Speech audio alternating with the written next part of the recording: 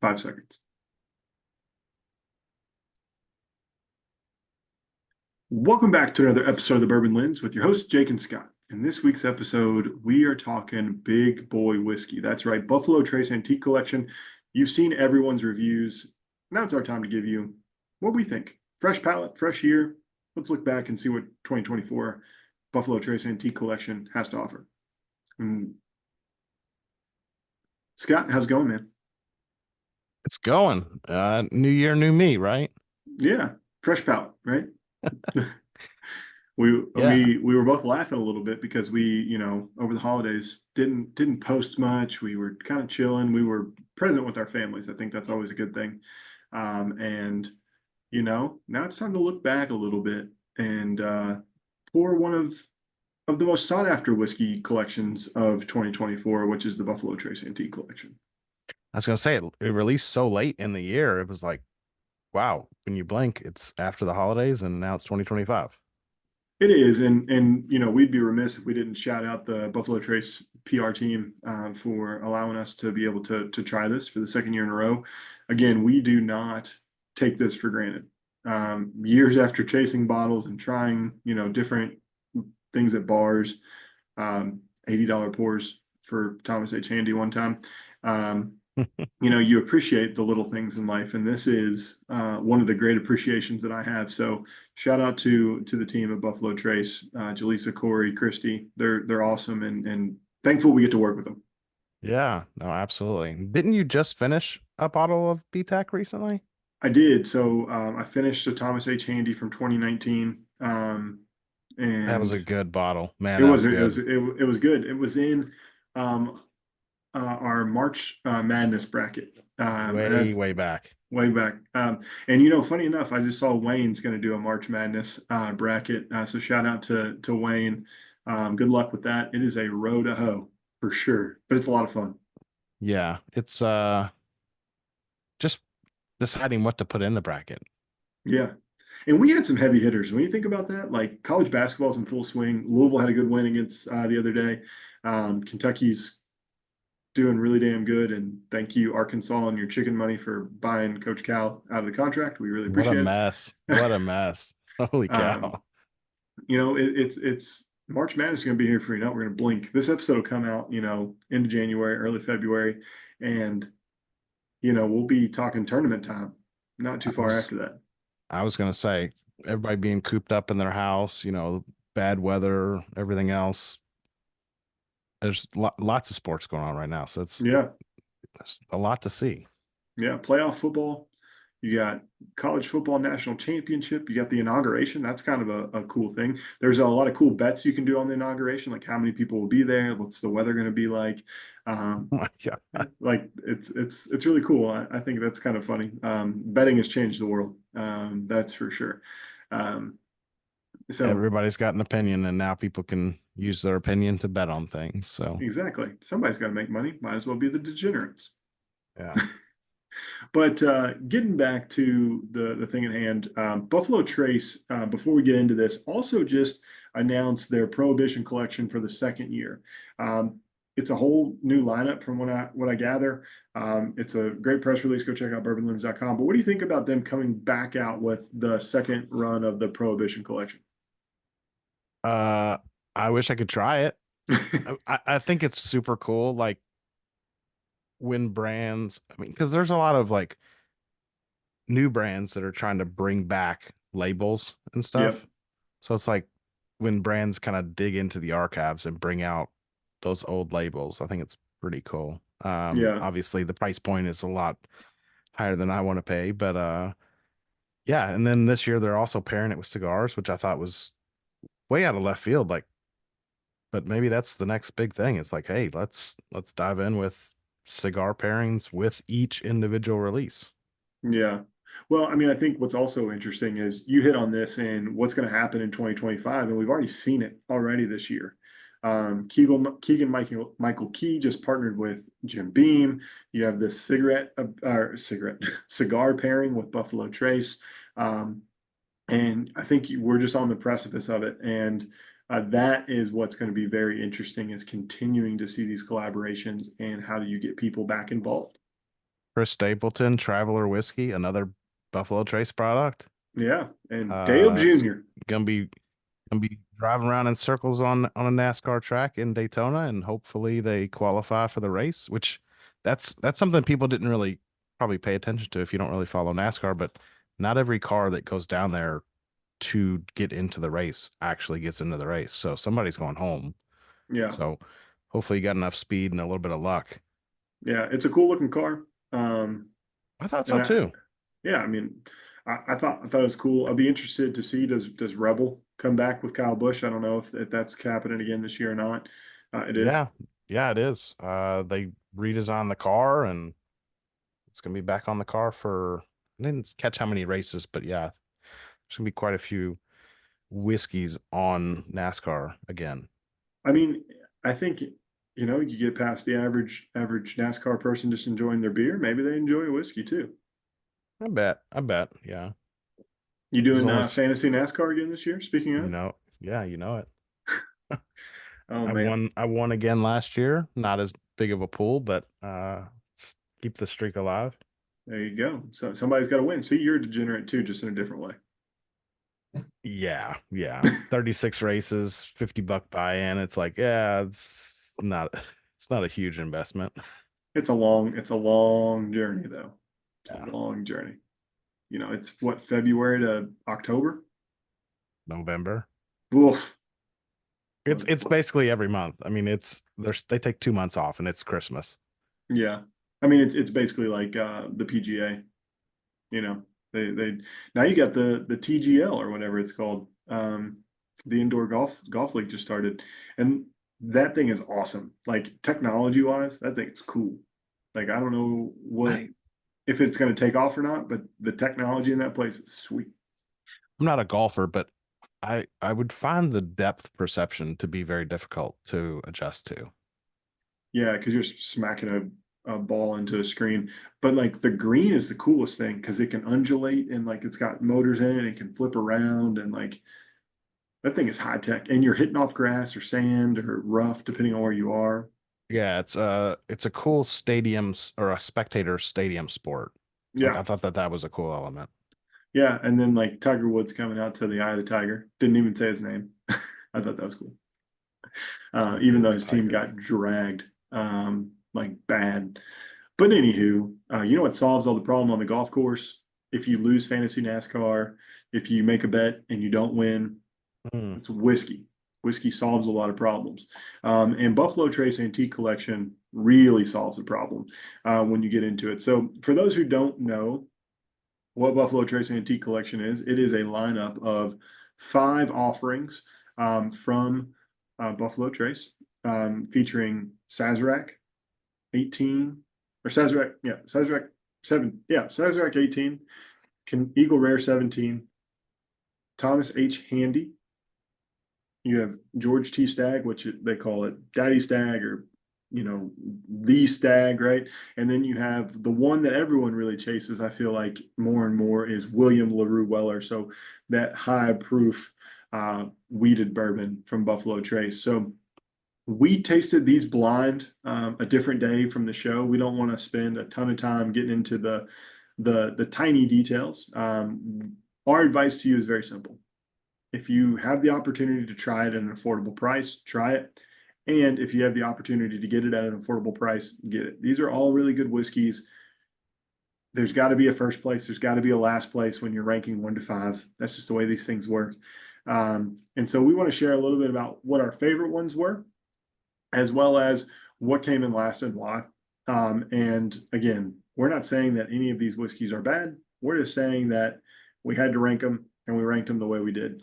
So with that, without further ado, I'm going to shut up for a second. And Scott, I'm going to let you go first because you tasted your whiskeys before I did. You tasted them a couple days ago. I tasted them last night. What was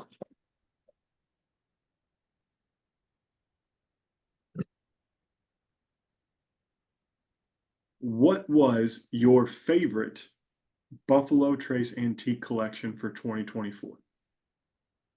Yeah, I was kind of surprised when it was revealed what it was, but it was the William Larue Weller. It was the William Larue Weller. I like stuttered when I said that. That's probably. Today, Junior. I think it's kind of hard to say. I was kind of surprised when I revealed, when I revealed them. My wife had poured them blind for me, and I'd let them set for a little while. Kind of tasted through. I thought I identified what each of them were, and then when I picked my favorite, I was like, "Well, what was that one?" It was WLW Weller. So it's just something about it. I think that in terms of like complexity, that was what I was expecting from a big boy whiskey such as this, or big girl whiskey, whatever you want to say. But like for high dollar whiskeys, that's what I look for. Complexity, character, um, not always like proof or age or anything like that, but some of those things do help develop some of those flavors. So that was my favorite. I thought it was George C. Stagg.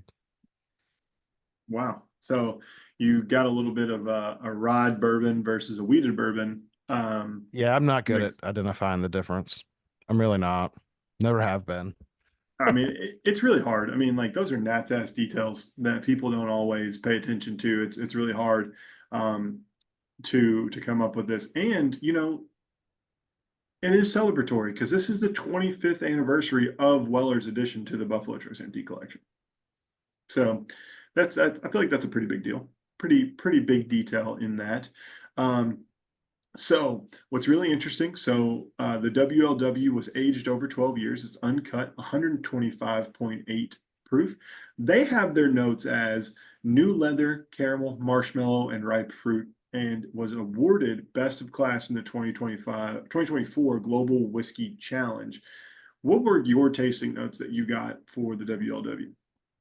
Yeah, and I think that's probably where I was coming off thinking it might have been like George C. Stagg. Because I was expecting like a lot more oak for like a George C. Stagg, but like that's what I got with this one. It was like rich oak, like it just tasted older.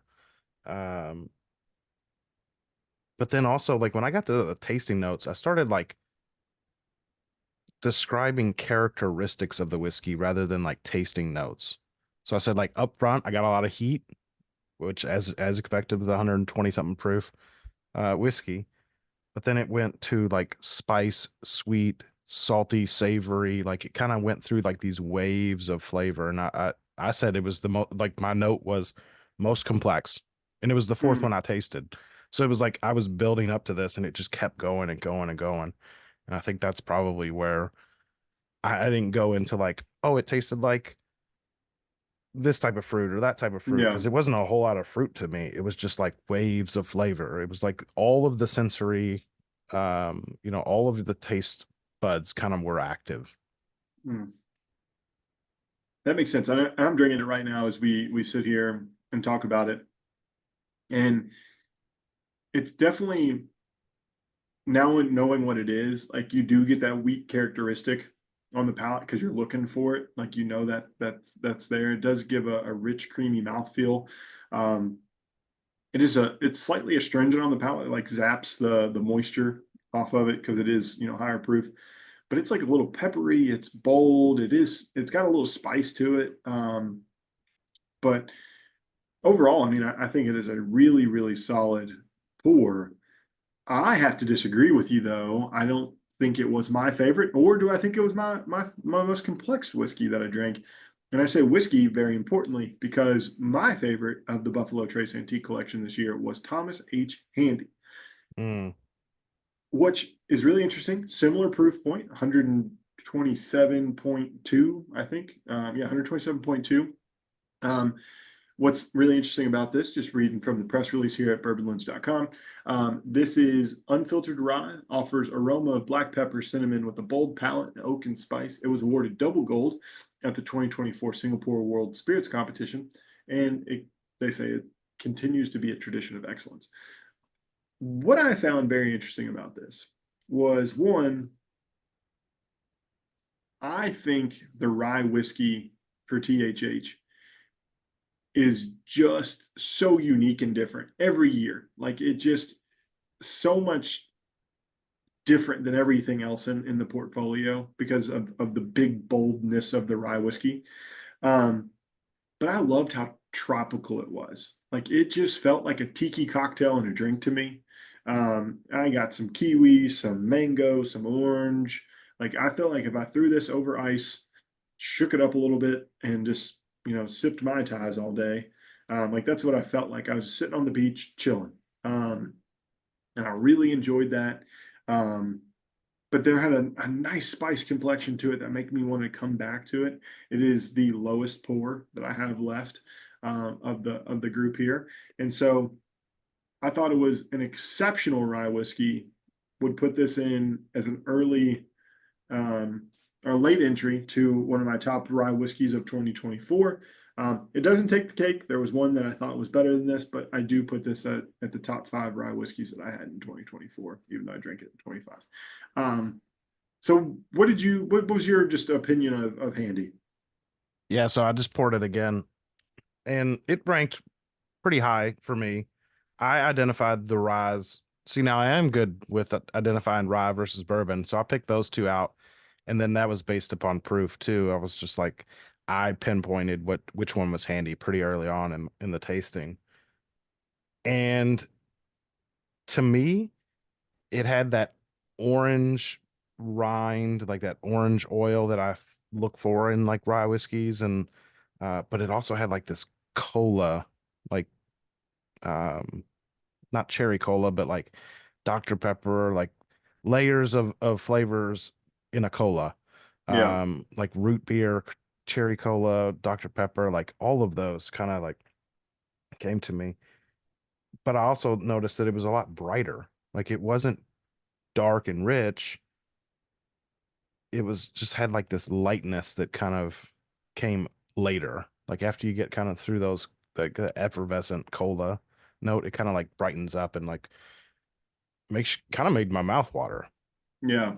I mean, I think it is a great pour to go back to overall. So now, not to be doom and gloom, we've hit on a couple of these. But what was the one that kind of lagged behind for you? As I mentioned, these are all really good whiskeys, but there's got to be a fifth place in this. So, what was your fifth place? Yeah, fifth place for me was George C. Stagg. And I was kind of surprised that it was because, like I said, I thought George C. Stagg was the one that I was drinking as Weller.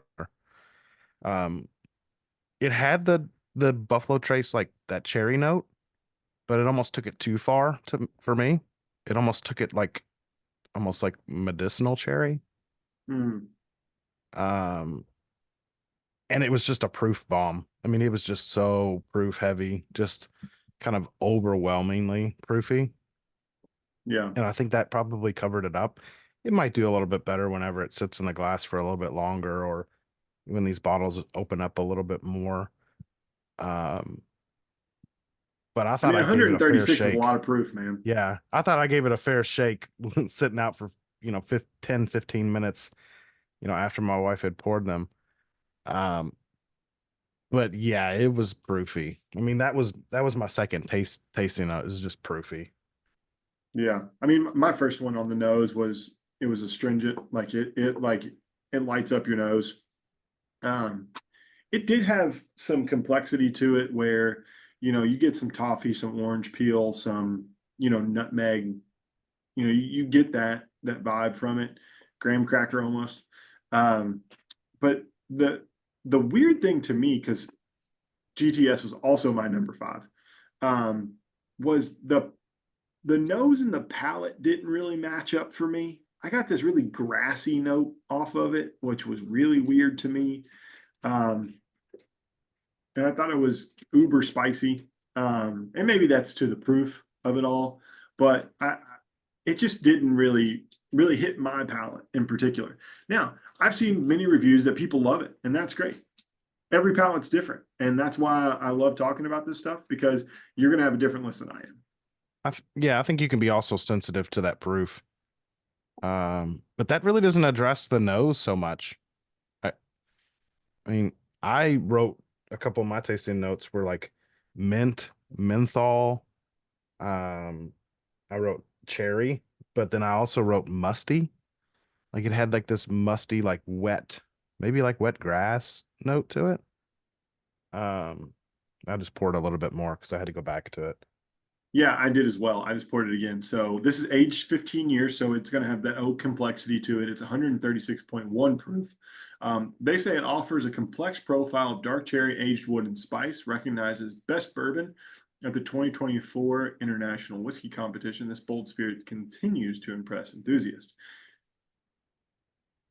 It's amazing that like each of these bottles win something. Like that's what, like, we're splitting hairs. But the grassy note is just way weird in this, that I'm just kind of like, maybe it's me, but because you're also getting it, I don't think it's me. It's almost like, to me, it's like it wants to be like tobacco, but it's got like a little bit too much like straw or like barnyard like hay to it. Mm-hmm. Yeah, I mean, you could call this a farm whiskey because it does have that, like, not in a bad way. I like the smell of a farm. Most people might not, but like it's just big and bold. And if you don't like the big and boldness of the way it leans, then it may turn you off to it. But I still think it's a really good bourbon. What's really interesting, what I'm about to do, and I think everyone should do, especially if you drink 136 proof whiskey, is you take some of your finest Louisville tap water, if you're in Mm. Louisville, and you drop two beautiful droplets of water in there, and we'll report back here in a second. I do want to go back to, we haven't hit on two of these, and the older two in particular. So we have not hit on Eagle Rare as well as Sazerac. So me and you were chatting prior to this. It was kind of splitting hairs for you on these two, if I'm not mistaken. For you, just talk a little bit about the Eagle Rare. I think it's a beautiful whiskey, but I think it was a little bit higher for you than it was for me. So what did you think of the Eagle Rare? Yeah, it was kind of splitting hairs with the Sazerac, or the Thomas H. Handy. And it was really just like, am I feeling a bourbon or am I feeling a rye? And I think where that one might have fallen a little bit short was probably like the proof point. But I understand why it probably did, because if it's a 17-year-old whiskey and it was 130 proof, You'd be you, chewing a log. yeah. So it's like you're bringing the proof down to help tamper some of that oakiness. But overall, I would say, when I was ranking them, I would say it was probably two and a half on out of five, out of the five. Yeah, I kind of went back and forth with the THH. I thought THH just had more complexity. And I think yeah, that's kind of what, like I said earlier, kind of what I was looking for. Like when you're looking at these bigger, bolder whiskeys, higher priced whiskeys, you're looking for, it's like a meal, right? You pay for a big meal. You want layers of flavor. You want kind of different dishes. You want different courses versus if you just paying like $20 for a you want to meal, know. you want a good steak and a potato. Yeah, You and want, just make cook it right, right? Like I don't need to like yeah, have don't, extra butter on it. Like it doesn't need to have like a jumbo lump crab on top of it as well, right? Like I don't need the surf and turf of it all. Like if yeah, you're like if I'm paying, having mac and cheese, it's going to be mac and cheese. But if I want to pay up for it, it's going to be lobster mac. exactly. So yeah, I But you mean know that's what? kind of where I was at with just looking for those flavors. You know what? Lobster mac needs to be out. Bacon mac needs to be in. Ooh, not had Just that. I just feel like bacon and macaroni and cheese are just meant to be together, and I don't see it a lot. I It's know retaining the crunchiness of the bacon though, that would probably be the exactly. trick. Well, you gotta layer that on top, like your crumble versus like croutons. No one needs croutons on top of their mac and cheese. Bacon bits, crispy bacon bits, and center cut bacon. New find. Watching all the influencers about my health. 2 strips of center cut bacon, only 4 grams of fat, 8 grams of protein. Hack for sure. But let's get back into the last rye whiskey. And to me, the rye whiskeys I thought were just head and shoulders above the bourbons this year, and love that. Like I love that for Buffalo Trace because they're known for bourbon, but like they do put out exceptional rye whiskey. And shout out to Costco. You can get baby Saz for $21 at Costco in Louisville. That's a hell Wow. of a deal. Hell of a deal. So are the Handy and the Sazerac 18, is it the same mash bill? Different, I believe. I think one's more rye, one's more Kentucky style. Interesting. I think. I could be wrong. Please someone tell me if I'm stupid because Well, that's because they about right. both say they both have Sazerac on them. True. I've never seen to I think they're both Kentucky style. I don't think either of them are like 90+% rye. I doubt it. But you know, Buffalo Trace is really weird about their mash bills, so They don't reveal them. fat chance getting that information out. Yeah. I'm sure But we could probably go over to our friends at Breaking Bourbon and they've done something. yeah, I'm sure. If you do want the Nats ass details like on everything, Breaking Bourbon's where it's at. Like those guys, they've been in the game a long time. They know what they're doing. Unlike But I us, do. right? We definitely don't know what we're doing. But we have a good time. So 18 years old and 5 months. So this makes this the oldest one this year, where like last year, Eagle Rare like was almost 20 years old. Um, so they say it delivers deep oak, leather, rye, dark cherry licorice on the palate. And also took home International Wine and Spirits Competition gold medal. So what I found really interesting to me, this was Andy's mints. I really enjoyed that. Like I just had a nice Olive Garden meal, and you all can shame Olive Garden all of you all ever want, but like you're missing out. Like never ending pasta, like just go and enjoy yourself. Um, or if the buy one get one take home, like come on guys, unlimited salad, just no olives, no black olives. This is can't be doing that. But like there was like this mint chocolate orange thing going on that I was here for. I wanted all of it. And it was a beautiful, beautiful whiskey to me.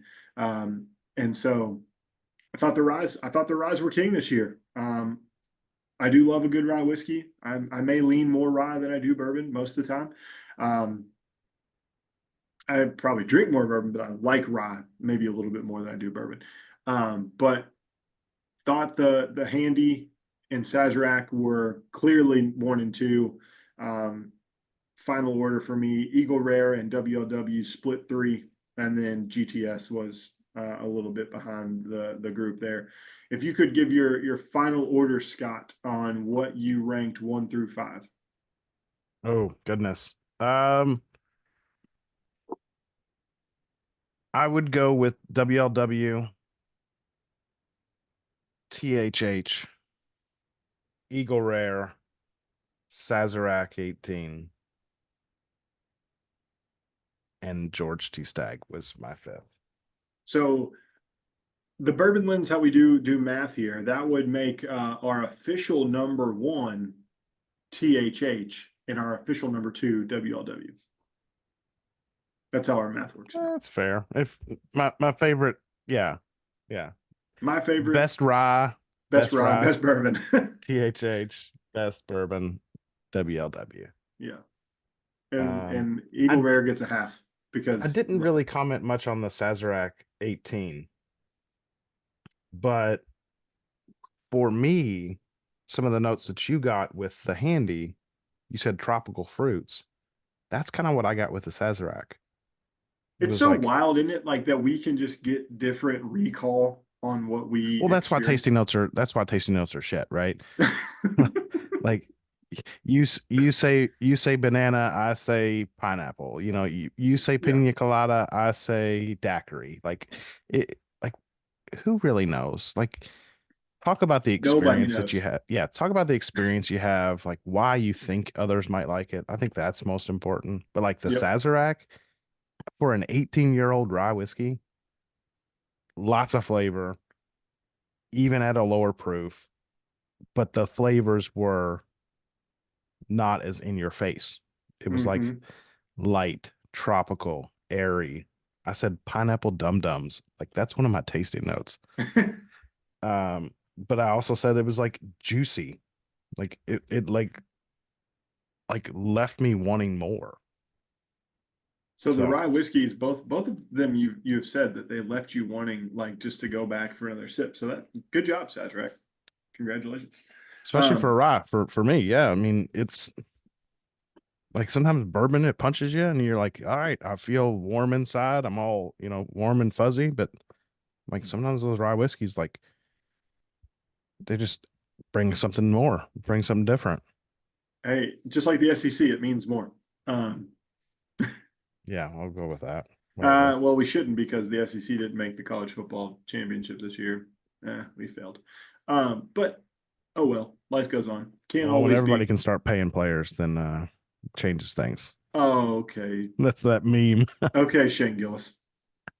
Uh, that man when he called Nick Saban, Oh, I thought he's gonna jump out of his chair. yeah, he called him what he called him Indiana Jones. That was great. Shane Gillis is hilarious. Um, we're in a good age. This will be my last statement. We'll carry this over to another conversation, but we're in a good age of comedy. I think we've got a new young bucks of comedy coming up, but we're also in the golden age of consumerism for bourbon. I believe in the next 3 to 5 years that all of these whiskeys we're talking about, hard to get, super allocated, extremely high price, the average drinker will be able to get them again. That's my bold prediction. And it could be sooner than that, but I think we are on pace with everyone doubling, tripling, quadrupling production. These types of barrels and these types of bottles will be available for the average consumer to enjoy. And that is a big deal to me as a person, and for those people who have never been able to try these whiskeys. Yeah, I think like getting back to the special occasion bourbons, right? It's like we've all kind of gotten away from that because the prices have all like shot up. Like Yep. everything's a special occasion bourbon. Yep. So like buying the just got paid, you just got a raise, just got a bonus, like go out and buy that $200 bottle and it be on a shelf. I think that would be Yep. pretty cool. It will be cool. Yep. My 21-year-old self is pinching itself. We're only 14 years after the fact, where I could have bought every one of these bottles like 15 times over. Otherwise, we'd probably be about 30 years older, because we would have started a podcast like 15 years ago and that would have Hey, aged us a little bit more. that's fine. We would have been ahead of the game. We would have been sitting there with Mark and Breaking Bourbon and Bourbon Pursuit. We would have been the OGs. We're like the Yeah. new age outlaws. Yeah, there you go. Road Dog, Billy Badass. We'd be the road warriors. Oh man, that's exactly who it would have been. The tag team before the tag team. Yeah. Oh man. That's And then before that was the Four Horsemen. I mean, come on. Who doesn't love wrestling? And big wrestling news today at the end of the podcast. WWE and TNA announced a partnership. Oh, Yep. really? I never saw that coming. I thought it would be like AEW. Yeah, so TNA and WWE linked a partnership. So NXT members can go to TNA and TNA members can go to NXT, and there'll be crossover events. Now's our time to get into wrestling. Now's our time. Like let's veer the podcast into wrestling. No, I meant like go wrestle. Oh, we're wrestling. What's our name? We got to think. We'll come Got to back give to that this. some thought. Okay, so next podcast episode, names for Jake and Scott. It's got to be something legal. I think but it can't be the hammer. Obviously, that's taken by Daryl. But we got to think of something. There's got to be some legal element, maybe some liquor element, maybe some football. We can figure this out. Interesting. So if you got any good names, if you're still listening to this, definitely let us know. But super excited. Let us hear your thoughts. If you've been able to try the BTAC collection for 2024, we'd love to know.